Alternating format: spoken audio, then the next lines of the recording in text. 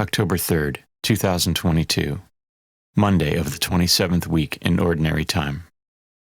A reading from the letter of St. Paul to the Galatians. Brothers and sisters, I am amazed that you are so quickly forsaking the one who called you by the grace of Christ for a different gospel. Not that there is another. But there are some who are disturbing you and wish to pervert the gospel of Christ. But even if we, or an angel from heaven, should preach to you a gospel other than the one that we preach to you, let that one be accursed.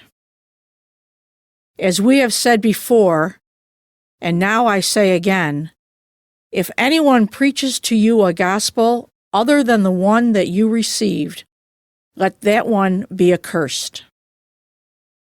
Am I now currying favor with human beings or God? Or am I seeking to please people?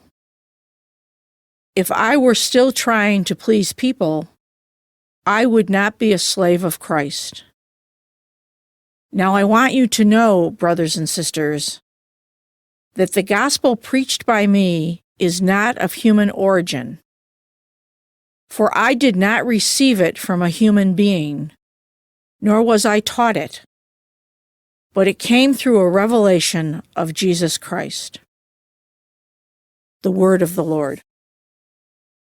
The responsorial psalm, the response is, "The Lord will remember his covenant forever." I will give thanks to the Lord with all my heart, in the company and assembly of the just. Great are the works of the Lord, exquisite in all their delights. The Lord will remember his covenant forever. The works of his hands are faithful and just. Sure are all his precepts, reliable forever and ever, wrought in truth and equity. The Lord will remember his covenant forever. He has sent deliverance to his people. He has ratified his covenant forever. Holy and awesome is his name.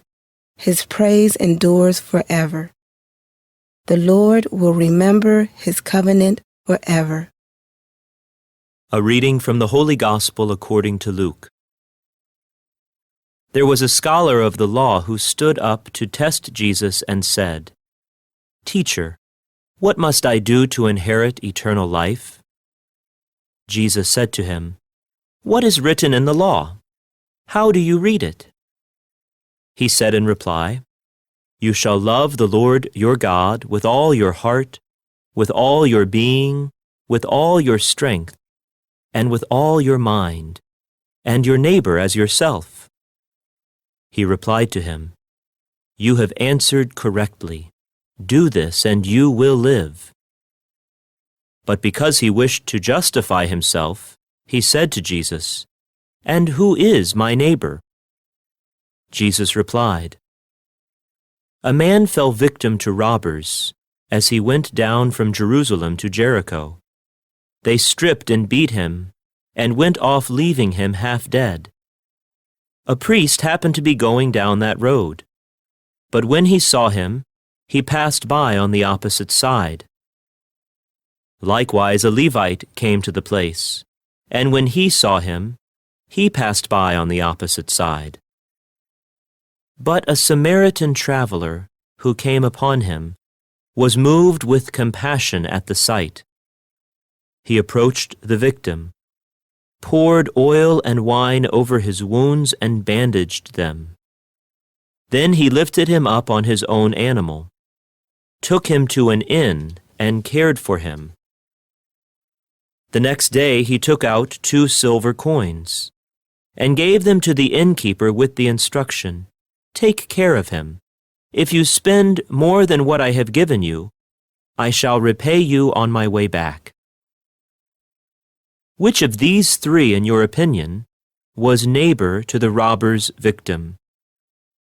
He answered, "The one who treated him with mercy." Jesus said to him, "Go and do likewise." The Gospel of the Lord. Elizabeth Barrett Browning is one of my favorite authors, and she says, every common bush is afire with God. Only those who truly see know this. The rest sit around the bush and pick blackberries. We're called today to notice, to simply see the profound presence of God, and especially today in this story, to tune into the presence of Christ in the needy and the broken. We know examples of people who are good people, but they're sitting around picking blackberries. They don't have vision. We are called to pray for vision. The three people today help us to do that, the ones who see this man lying by the side of the road. First, there's a priest, a person who's doing good work. However, he's too busy doing work to see the need that's right before him. Second, a Levite, one who serves others, a family person absorbed by the needs all around him. He's a person who says, I'm doing all I can. But it's good to ask ourselves, are we? Do we have a way in which we can do more, which we can attach a vision of faith to what we do every day and give more meaning to it? Last is the Samaritan, and he had his worries too. What makes him a good Samaritan? Because he cared? Because he stopped? I think it's because he saw. He saw the need of the victim God put before him. He shows a boundless desire to help, whatever it costs. Don't worry, I'll take care of it. God provided again and again through this man to that man who was broken. Well, again and again, the Lord reminds us to see the presence of God described in Matthew 25 and in this gospel and in many other gospel stories. Jesus tells us it's about the vision that sees the need. The conclusion is very real in the Beatitudes. When we see the common bush afire with God, the kingdom of heaven is ours.